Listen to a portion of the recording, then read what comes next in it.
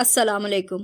ہماتن گوش میں خوش آمدید. تمام نئے آنے والے دوستوں سے گزارش ہے کہ ہمارے چینل ہماتن گوش کو لائک، شیئر اور سبسکرائب کریں اور ساتھ ہی بیل آئیکن کو پریس کر دیں تاکہ ہر نئی آنے والی ویڈیو کا نوٹیفیکیشن آپ کو بر وقت مل سکے، اور کمنٹ باکس میں اپنی قیمتی آراء سے ضرور آگاہ کیجیے گا. شکریہ. تقدیر کی فسوں گری، قسمت کی چال بازی یا مقدر کا کھیل. جرم، افسر شاہی اور جاگیرداری کے پس منظر میں لکھی گئی ایک دلچسپ داستان. گرداب.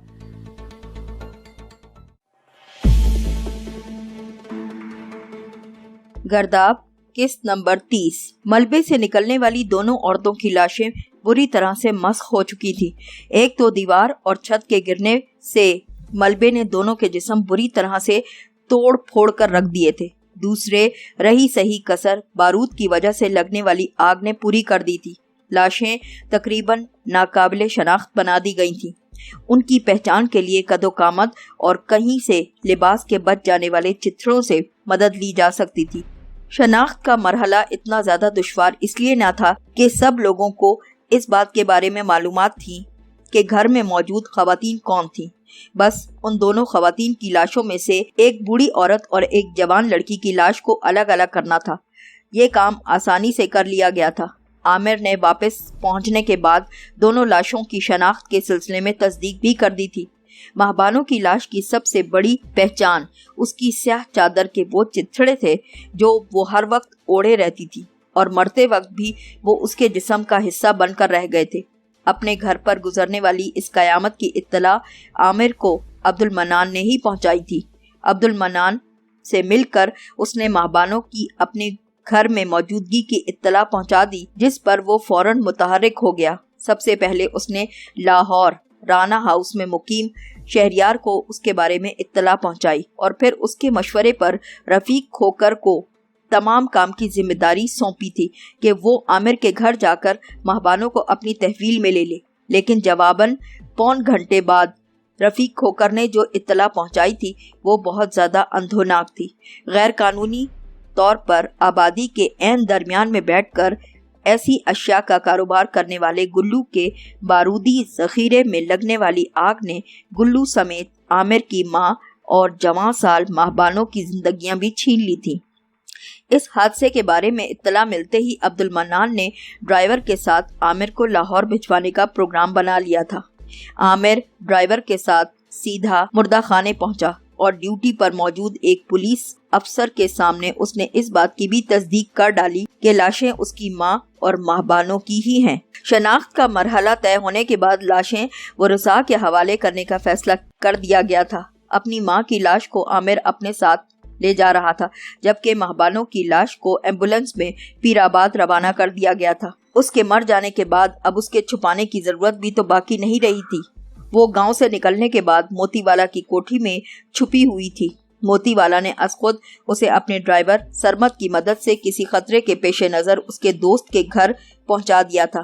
موتی والا کی اسی رات موت سے اس بات کی تصدیق ہوتی تھی کہ واقعی اس کوٹھی میں کوئی خطرہ موجود ہے. لیکن یہیں سے بہت سی کہانیاں اور قیاس آرائیاں بھی تو جنم لے رہی تھیں. مہبانوں کا موتی والا سے کیا تعلق تھا؟ وہ اپنے گاؤں سے کیوں بھاگی تھی؟ وہ موتی والا کی کوٹھی تک کیسے پہنچی تھی؟ اس کی جان کو کس سے خطرہ درپیش تھا؟ موتی والا اور اس کی بیوی کو کس نے قتل کیا؟ مہبانوں کی جس حادثے میں موت واقع ہوئی تھی وہ واقعی کوئی حادثہ تھا یا اس کے قتل کے لیے کوئی باقاعدہ منصوبہ بندی کی گئی تھی؟ بے شمار سوالات تھے جو اٹھ رہے تھے. تمام افراد جن کو اس معاملے کی ذرا سی بھی بھنک تھی اپنے ہونٹ سیے بیٹھے تھے. ان تمام افراد میں شہریار بھی شامل تھا. رفیق کھوکر کی گئی تحقیقات کے نتیجے میں اسے اس بات کا یقین ہو چلا تھا کہ مہبانوں کی موت کے پیچھے کسی دشمن کا ہاتھ نہیں، اور اس کی موت یقینی طور پر ایک اتفاقی حادثے کے نتیجے میں واقع ہوئی ہے. لیکن اس نے چپ اختیار کی کیونکہ وہ بہت زیادہ رنجیدہ تھا. وہ ہسپتال سے ڈسچارج ہونے کے بعد ان دنوں رانا ہاؤس میں کچھ عرصے ٹھہرا ہوا تھا. جیسے ہی اسے حادثے کی اطلاع ملی اس نے اپنی ممانی مسز آفرین کے روکنے کے باوجود واپسی کا فیصلہ کر ڈالا اور اب مہبانوں کی لاش کو لے جانے والی ایمبولینس کے ساتھ ساتھ اس کی گاڑی تیزی سے دوڑتی چلی جا رہی تھی۔ گاڑی ڈرائیور چلا رہا تھا، وہ خود بھی اس حادثے پر بہت زیادہ رنجیدہ تھا۔ وہ لڑکی جس کی زندگی کے لیے اس کے دوست نے اپنی جان کی قربانی دے دی تھی، وہ بھی بری طرح سے جل کر مر گئی، اس لیے اسے مہبانوں کی موت کا بھی بہت زیادہ دکھ تھا۔ شہریار کے چہرے سے البتہ اس کی اندرونی کیفیت کا صحیح طریقے سے اندازہ لگانا بہت مشکل کام تھا۔ وہ بالکل چپ چاپ بیٹھا تھا اور اس کے چہرے پر گہری سنجیدگی چھائی تھی۔ اس نے لاش کی شناخت بتانے والے نیلے پھولوں والی چادر کے ٹکڑوں کو ضرور ملاحظہ کیا تھا، لیکن لاش کا چہرہ دیکھنے کی خواہش بالکل نہ کی تھی۔ شاید وہ بھی یہ بات سمجھتا تھا کہ یہ خواہش بے سود ہے۔ گرنے والی اینٹوں کی ضرب اور آگ کے شعلوں سے مسخ ہو جانے والے چہرے سوائے تکلیف کے کچھ بھی نہ دے سکیں گے۔ ساتھ ساتھ چلتی اس کی گاڑی اور ایمبولینس اس کے دفتر کے قریب پہنچ کر ایک دوسرے سے الگ ہو گئیں۔ وہ اپنے دفتر پر رک گیا تھا، جبکہ ایمبولینس کو ابھی پیر آباد تک جانا تھا۔ دفتر میں عبد المنان نے اس کا استقبال کیا۔ وہ خود بھی اس حادثے سے بہت زیادہ متاثر نظر آتا تھا۔ کیا حال ہے؟ سب ٹھیک ٹھاک چلتا ہے کہ نہیں؟ اپنے دفتر میں پہنچ کر کرسی پر بیٹھتے ہوئے اس نے عبد المنان سے دریافت کیا۔ یس سر، ایوری تھنگ از فائن۔ یہاں کے معاملات کے بارے میں آپ کو فون پر مطلع کرتا رہوں گا۔ ایس پی نے کوشش کی تھی کہ اے ایس آئی اور کانسٹیبل کے قتل والے معاملے پر کوئی ایشو کھڑا کر سکے، لیکن زخمی سپاہیوں کے بیانات کی وجہ سے اسے کوئی موقع نہ مل سکا۔ کچھ ڈی آئی جی صاحب کی مداخلت کی وجہ سے بھی اسے دبنا پڑا۔ آپ بتائیں، اب آپ کی طبیعت کیسی ہے؟ زخم ٹھیک ہوا کہ نہیں؟ عبد المنان نے بھانپ لیا تھا کہ شہریار کی خاموشی کے پیچھے بہت بڑا طوفان چھپا ہے، لیکن از خود اسے چھیڑنے کے بجائے گفتگو کو اس کے سوال کا جواب دینے اور اس کی خیر خیریت پوچھنے تک ہی اس نے محدود رکھا تھا۔ میں بالکل ٹھیک ٹھاک ہوں، اسی لیے چھٹی ختم کر کے فوراً واپس پہنچا۔ اب ہمیں بہت تیزی سے دوسرے منصوبوں پر عمل کرنا ہوگا۔ میں اس بات کا بندوبست کر کے آیا ہوں کہ کم از کم اسکول اور صحت کے مراکز کے معاملے میں ہمیں کسی قسم کی مداخلت کا سامنا نہ کرنا پڑے۔ پیر آباد والے اسکول کا کام تو بس مکمل ہونے والا ہے۔ اسکول مکمل ہو جائے تو اس کے افتتاح اور مرکز صحت کا سنگ بنیاد رکھنے کے کام کو ایک ساتھ انجام دے دیں گے۔ اس نے تفصیل سے اپنے منصوبے کو بیان کیا۔ یہ تو بہت اچھی خبر ہے سر، ان منصوبوں پر جتنی جلدی عمل درآمد کیا جا سکے اچھا ہوگا۔ ابھی حال میں ہی پیر آباد میں ایک لڑکی بروقت طبی امداد نہ ملنے کی وجہ سے مر چلی۔ لڑکی کا نام نگار تھا، وہ مہبانوں کی بڑی بہن تھی۔ بیچارے غریب لوگوں پر بہت زیادہ آفت ٹوٹی۔ آگے پیچھے 2 جوان لڑکیاں اپنی جان سے چلی گئیں۔ روانی میں عبد المنان غلطی سے مہبانوں کا ذکر چھیڑ بیٹھا۔ یہ ذکر سن کر شہریار پل بھر کو چپ ہوا اور پھر میز کی دراز میں کچھ تلاش کرتے ہوئے بولا، اس طرف کی کوئی خیر خبر لے لو عبد المنان۔ تدفین کے سلسلے میں یا کسی اور معاملے میں ان لوگوں کو کوئی ضرورت پیش آئے تو ان کی مدد کر دینا۔ اوکے سر، میں خیال رکھوں گا۔ اور کوئی حکم؟ ہدایت کے جواب میں اس نے مستعدی کا مظاہرہ کرتے ہوئے سوال کیا۔ نہیں، فی الحال اتنا ہی کافی ہے۔ میں نے موتی والا کے وکیل سے بات کر لی ہے۔ بورڈ کے 3 وکلاء نے بڑے ہسپتال کے بجائے چھوٹے ہیلتھ یونٹس کے قیام کی منظوری بھی دے دی ہے۔ کل تم ہمارے منصوبے کی تمام تفصیلات کا ڈرافٹ تیار کر لینا۔ میں 1 آدھ دن میں بورڈ کے ممبران، انجینئرز اور کانٹریکٹرز وغیرہ کی ایک میٹنگ ارینج کروانے کا ارادہ رکھتا ہوں تاکہ اخراجات کا تخمینہ لگا کر باقاعدہ کام کا آغاز کیا جا سکے۔ وہ ایک بار پھر گفتگو کا موضوع تبدیل کر چکا تھا۔ ٹھیک ہے سر، میں کل دوپہر تک یہ کام نمٹا لوں گا۔ اس بار عبد المنان نے بھی احتیاط سے کام لیا اور ایسا کوئی لفظ منہ سے بالکل نہ نکالا جو اس موضوع کو چھیڑنے کا سبب بنے، جس سے وہ واضح طور پر گریز کرتا ہوا محسوس ہو رہا تھا۔ چودھری افتخار اپنی حویلی میں سر تھامے بیٹھا تھا۔ مہبانوں کی موت نے ساری بازی الٹ کے رکھ دی تھی۔ وہ سیمی بدن اپنی دسترس میں دیکھنا چاہتا تھا اور دیکھنے کا خواہش مند تھا، لیکن اس بدن کو موت نے اپنے شکنجے میں دبوچ لیا تھا۔ وہ جو خود موت کا ہرکارہ بنا، لوگوں میں موت بانٹتا پھرتا تھا، جس کے حکم سے اس کے کارندے لمحوں میں اس کے دشمنوں کی زندگی ختم کر دیا کرتے تھے، خود موت کے ہاتھوں شکست کھا گیا تھا۔ اب چاہے وہ دنیا الٹ کے رکھ دیتا لیکن وہ ماہبانو کو حاصل نہیں کر سکتا تھا، کیونکہ ماہبانو اس کے ہاتھ آنے والی اب نہ تھی۔ ماہبانو کو حاصل کرنے کے لیے اس کے سارے دعوے دھرے کے دھرے رہ گئے تھے۔ اسے گمان بھی نہ تھا کہ وہ اس تمام صورتحال سے دوچار ہو جائے گا۔ بالے کی طرف سے یہ اطلاع ملنے پر کہ اشتہار کے نیچے دیے گئے نمبر پر ایک شخص کی کال آئی تھی کہ وہ لڑکی کے ٹھکانے سے اچھے طریقے سے واقف ہے اور وہ شخص 2 لاکھ کے عوض انہیں اس کے ٹھکانے تک پہنچا سکتا ہے، وہ خوشی سے کھل اٹھا تھا اور فوری طور پر 2 لاکھ کی ادائیگی کے لیے بھی تیار ہو چکا تھا۔ 2 لاکھ اس کے لیے کوئی خاص حیثیت نہیں رکھتے تھے، خاص طور پر اس لیے بھی کہ اس معمولی رقم کے بدلے اسے نہ صرف ماہبانو مل جاتی بلکہ وہ شہریار کو بھی شکست سے دوچار کر سکتا تھا۔ لیکن جب بالے کی طرف سے اگلی خبر آئی کہ ماہبانو ایک حادثے کے نتیجے میں ہلاک ہو گئی ہے تو اس کا دماغ اچانک سے معوف ہو گیا اور بھگ سے اڑ گیا۔ وہ فون پر ہی بہت دیر تک بالے پر گرجتا اور گالیاں دیتا رہا، لیکن اس سب کے کرنے سے کیا حاصل تھا؟ حقیقت تو بہرحال اپنی جگہ پر موجود تھی، جس سے انکار نہیں کیا جا سکتا تھا۔ غیاثی کی کڑی کی لاش پہنچ گئی سرکار۔ ابھی ایک بندہ خبر لے کر آیا ہے کہ لاہور سے ایمبولینس آئی ہے جس میں لاش پڑی ہے۔ کہتے ہیں لاش کی حالت بہت خراب ہے۔ ایک آدھ بندے نے ہی چہرہ دیکھا اور دیکھ کر کان پکڑے۔ غیاثی کی برادری کے بزرگوں نے فیصلہ کیا ہے کہ اب کسی کو لاش کا چہرہ دیکھنے نہیں دیں گے۔ سنا ہے نورا بڑی تڑپتی ہے اپنی دھی کے چہرے کو دیکھنے کے لیے، لیکن عورتوں نے اسے قابو کر رکھا ہے اور اسے لاش کے قریب بھی نہیں جانے دیتی۔ لاش کو کفن تو لاہور سے ہی پہنا دیا گیا تھا، یہاں قبر تیار ہوتے ہی اسے دفنا دیا جائے گا۔ منشی اللہ رکھا اجازت لے کر اندر آیا اور چودھری افتخار کو مفصل رپورٹ پہنچا دی۔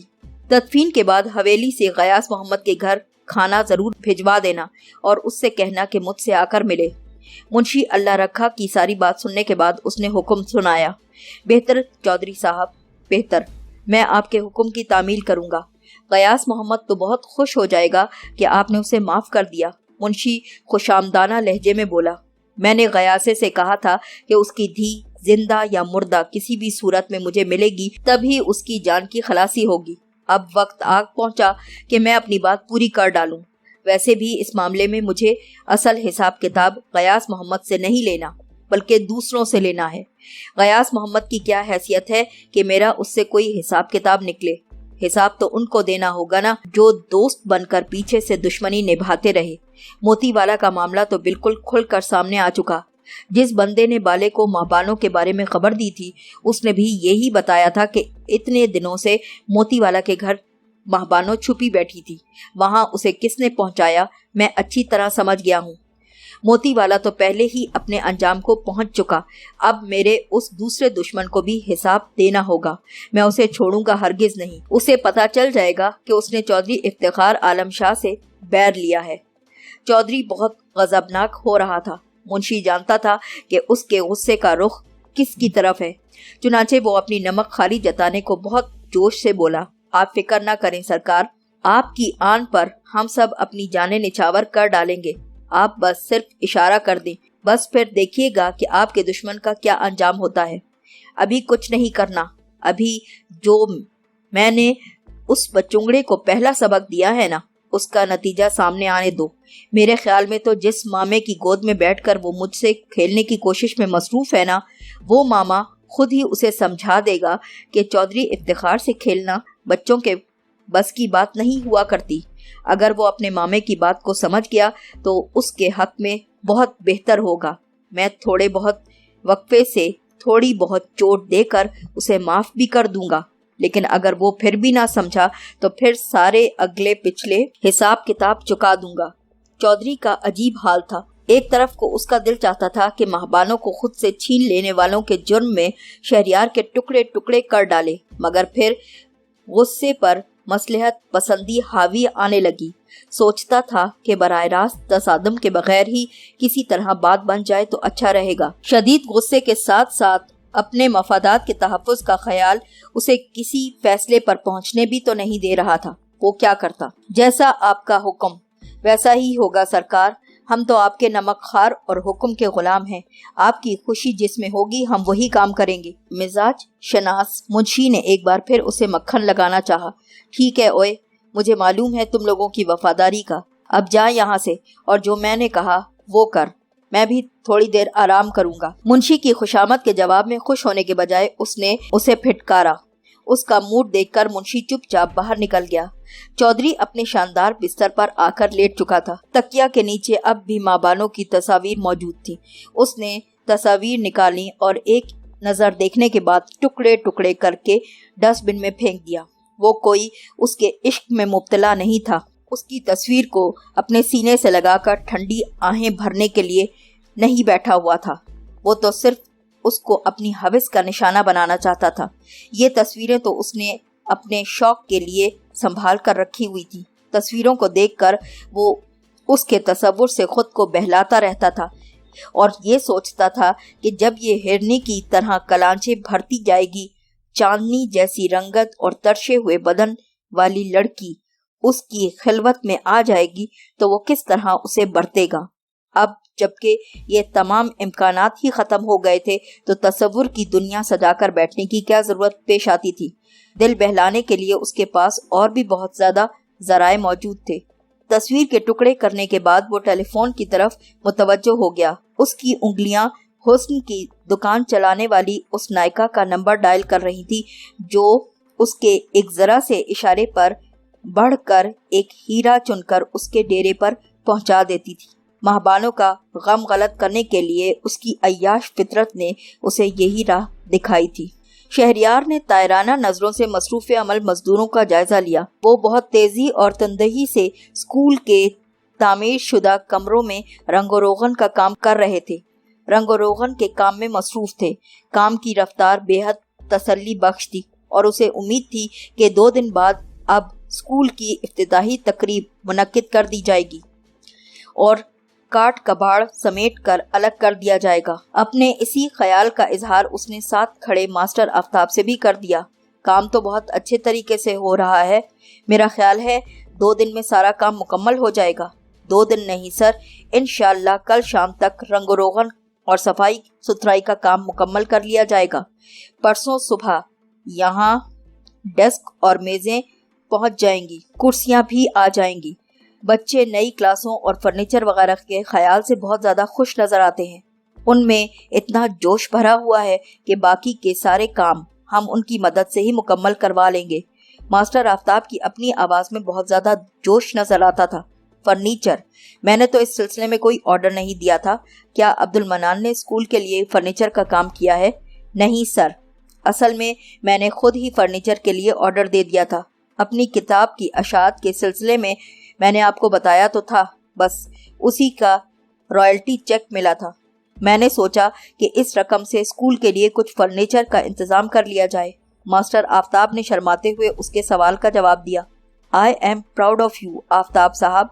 इतने सारे बेईमान और लुटेरे लोगों के दरमियान तुम जैसे शख्स को देखता हूँ ना तो मेरा हौसला कुछ ज्यादा ही बढ़ जाता है और कुछ कर दिखाने की उमंग नए सिरे से मेरे अंदर भी जाग उठती है। उसने बेसाख्ता ही आफ्ताब के शाने को थपथपाते हुए उसकी कारकर्दगी को सराहा। मैंने तो अपने हिस्से का फर्ज अंजाम देने की कोशिश की है जनाब। बस खुशी तो सिर्फ इस बात की है कि आप जैसे कदरदान शख्स का साथ मयसर आ गया। इफ्तिताई तकरीब के लिए मैंने अपने साथी टीचर के साथ मिलकर एक मंसूबा बंदी की है। मैं चाहता हूँ कि इस पर आपसे भी राय ले लूं ताकि कोई कमी महसूस ना हो। आफ्ताब साहब ने आजी से जवाब देते हुए गुफ्तगू का रुख 2 दिन बाद होने वाली तकरीब की तरफ ही मोड़ दिया। मुझे इस सिलसिले में तुम्हारी सलाहियतों पर पूरा एतमाद है। जाहिर है बतौर सहाफ़ी तुम्हारा मुशाहिदा मुझसे ज़्यादा बेहतर और वसी होगा और तुम अच्छी तरह से जानते हो कि ऐसे मौके पर किस किस्म के इंतजामात किए जाते हैं। लेकिन अपनी तसल्ली के लिए अगर मुझे बताना चाहते हो तो बता सकते हो। मेरा मुशाहिदा और तजर्बा अपनी जगह, लेकिन यहाँ जो इंतजामात किए गए हैं वो अपने बजट को और दस्तयाब सहूलियात को सामने रखते हुए महदूद पैमाने पर किए गए हैं। मैंने इस बात का इंतजाम भी कर लिया है कि स्कूल की इमारत, डिस्पेंसरी के इर्द गिर्द के इलाके और पीराबाद के दाखिली रास्ते पर कागज की रंग बरंगी झंडियां लगवा दी जाएं। खास रास्तों पर हम चूना डालकर उसे साफ करने का इंतजाम भी कर लेंगे। बच्चों की मदद से छोटा सा वैरायटी प्रोग्राम भी अरेंज कर लिया जाएगा। मुखालफत अपनी जगह, नाम बनाने का मौका अपनी जगह। इस तरफ से फारिग होकर मैं चौधरी की हवेली भी जाऊंगा और मुझे यकीन है कि वो आज खुद हमें पेशकश कर देगा कि आने वाले मेहमानों की खातिर मदारात में कोई कमी नहीं होनी चाहिए और हवेली की तरफ से सारा इंतजाम कर दिया जाएगा। बाकी अखराजात की तरफ से भी तुम बिल्कुल फिक्रमंद मत होना। आराम से खर्चा करो और सारा हिसाब किताब बनाकर मुझे पेश कर दो। इस खर्चे की वसूलियाबी मैं खुद मोबाइल कंपनी के मालिक लोगों से करूंगा। सरकारी जमीन पर अपनी कंपनी का टावर नस्ब करने के सिलसिले में उन पर जो हिसाब किताब बनता है वो तो अलग है ना। हमें एक दूसरा खाता भी देखना है। स्टेज पर उनकी कंपनी का बैनर लगवाकर मैं ये खुल्लम खुल्ला ऐलान करूंगा कि ये टावर यहाँ नस्ब हुआ है, ये कंपनी यहाँ पर आ चुकी है। तुम्हें मालूम ही है कि ये कमर्शियलिज्म का ज़माना है। मोबाइल कंपनी वाले खुशी से इस बात पर राज़ी हो जाएंगे कि अपने बैनर लगवा कर बदले में हमें ठीक ठाक रकम भी अदा कर डालें।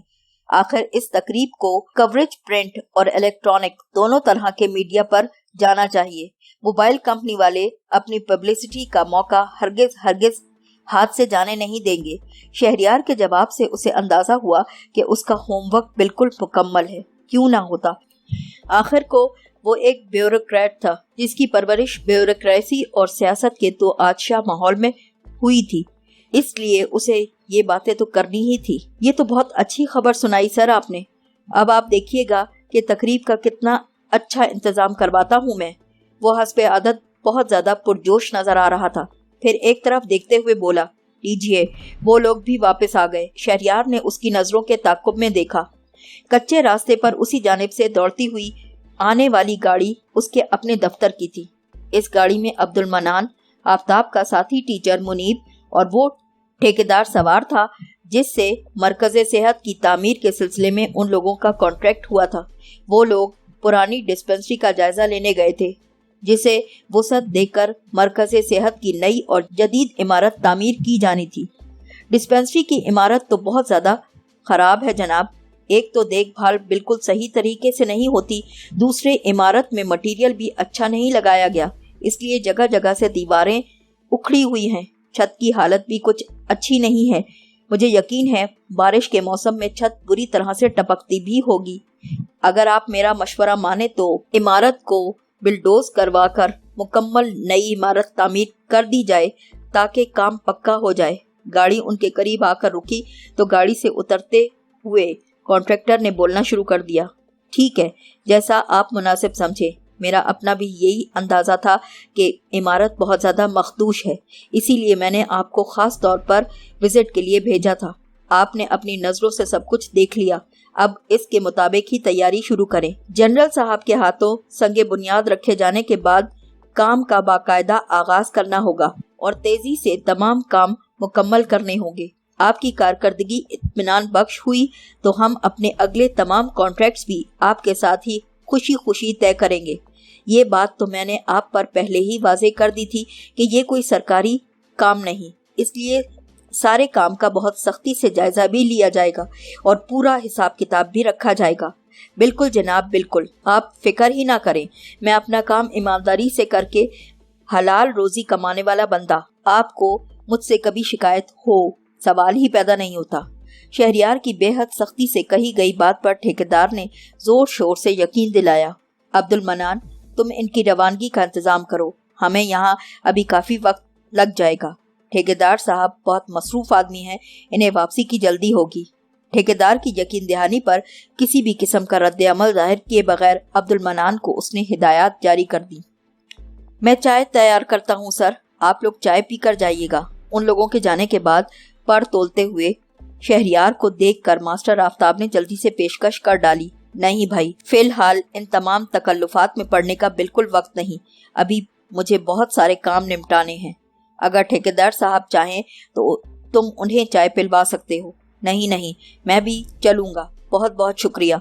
उसने इनकार करते हुए ठेकेदार की तरफ से खुद ही जवाब दिया तो उसने जल्दी से माजरत कर ली और वहां मौजूद लोगों से हाथ मिलाकर रुखसत हुआ। उसके रुखसत होते ही उन लोगों ने भी मास्टर आफ्ताब और मुनीब से रुखसत ले ली। हस्बे प्रोग्राम उनका रुख हवेली की तरफ जाने का था। चौधरी से लाख इख्तलाफात और अदावत के बावजूद इस मौके पर उसे नजरअंदाज नहीं किया जा सकता था। वो इस इलाके का सबसे बाअसर शख्स था। पीराबाद में कुछ किया जाता उसमें चौधरी की शमूलियत ना होती, ये मुमकिन ही ना था।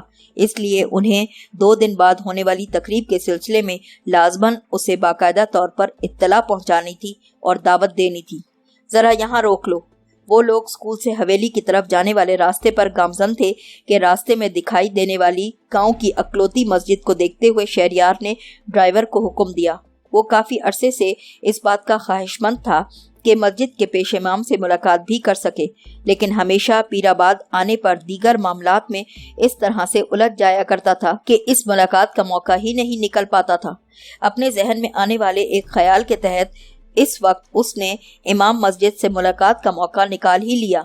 ड्राइवर ने गाड़ी मस्जिद के करीब ले जाकर रोक दी और अब्दुल मनान गाड़ी से बाहर निकल आया। मस्जिद के दरवाजे से अंदर दाखिल होने के बाद उन्होंने अपने जूते उतारे और उसी से चले गए जहां से बच्चों के कुरान पढ़ने की आवाजें आ रही थी। मस्जिद बहुत ज्यादा बड़ी ना थी, लेकिन उसकी तामीर अच्छे तरीके से की गई थी। आवाजों के ताकुब में वो जिस दरवाजे तक गए वो एक हॉल नुमा कमरे में खुलता था। दरवाजे पर ही रुककर उन्होंने अंदर का जायजा लिया। फर्श पर बच्चे एक तरफ बैठे हिल हिल कर अपने सामने रखे सिपारों से सबक पढ़ते नजर आ रहे थे। निस्बतन ऊंची मसनद पर एक सेहतमंद आदमी बैठा नजर आता था। आदमी का रुख बच्चों की तरफ ही था और दरवाजे से झांकने पर उन लोगों को उसकी सिर्फ पुश्त नजर आती थी। उस आदमी के बाएं जानिब एक बच्चा खड़ा था जो कि उसके बाजू दबा रहा था।